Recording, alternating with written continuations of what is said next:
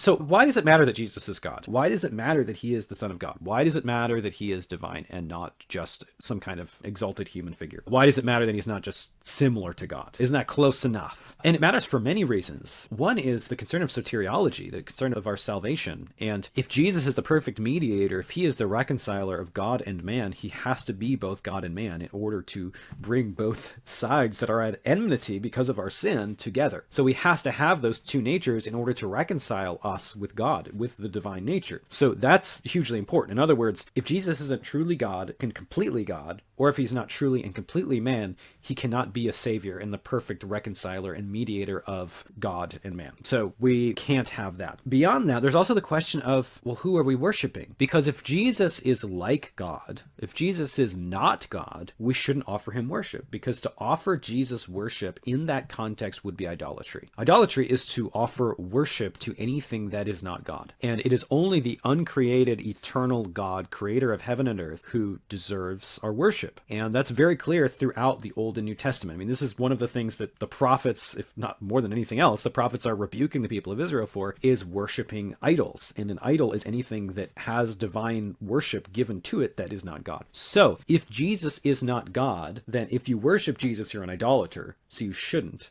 And therefore, the church should not worship Christ. That certainly changes the definition of what Christian worship is and who our God is. So there's no more important question to us as Christians than who is the God that we worship. And if the God that we worship does not, in his identity and his essence, include Jesus, does not include the Son of God, then that point is a different religion. So this is so central to who we are. Who is our God? Jesus. Who is our God? The triune God who's revealed himself in and through the life of Christ.